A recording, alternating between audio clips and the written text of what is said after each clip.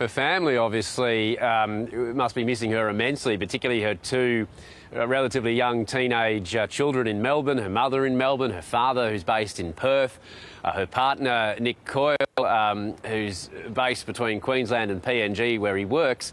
He's been writing about it in the past day or two, trying to keep this issue on the front burner for both the Australian governments and the Chinese governments, trying to make it a priority as they continue to negotiate over various issues.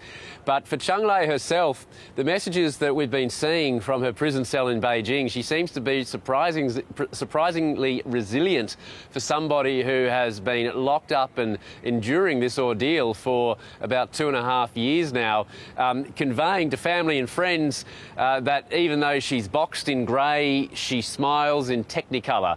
Even though she is stripped of her ability to talk to her children on the phone, even semi-regularly, she still is cracking jokes in some of her messages, saying prison is a great place to be if you don't like your family and friends because you'll never see them. So the really sort of dry, enthusiastic sense of humour that she was known for by her friends in Beijing, she very much appears to have retained that in the messages that she is able to send out from her prison cell.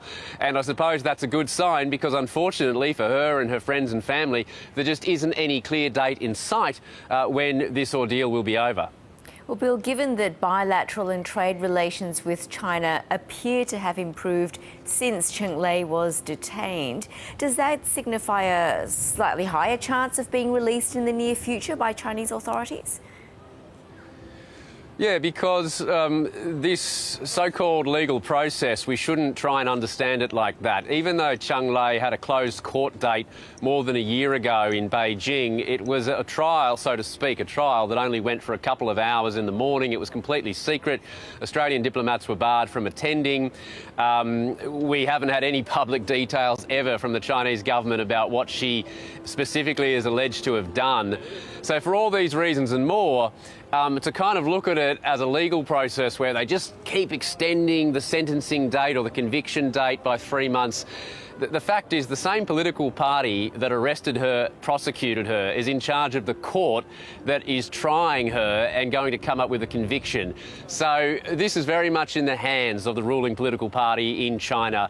And it's hard to believe that the time period that she remains in jail is not linked to diplomatic leverage in the Australia-China relationship. It's never been so clear what Beijing wants from Australia in return for her freedom. It's not as clear-cut as the two Canadians who were jailed in a very blatant act of hostage diplomacy a couple of years ago. So, unfortunately, it's not as though we can look at something on the horizon and say if this happens, if this compromise or if this deal is struck, that means she will be free. And would this apply to Australian writer Yang Hengjun, who has been in China's custody since 2019? Yeah, Yvonne, it's the same principle. He is accused of espionage crimes. Cheng Lei is accused of supplying state secrets. Different charges, very similar territory. It's all national security related.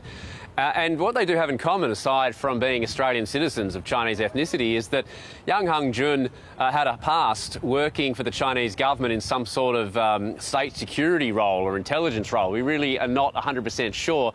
Cheng Lei worked as a TV anchor for Beijing's main propaganda TV channel, CGTN. So there is a similarity in their cases in some ways. Yang Hengjun has been locked up for longer. We know the Australian government has been advocating on his behalf for many years as well. So unfortunately, it does look like both of them are regarded as bargaining chips by the Chinese government. Though it is worth noting, Yvonne, there are another 4 Australians in prisons in southern China who probably are also linked to the diplomatic relationship.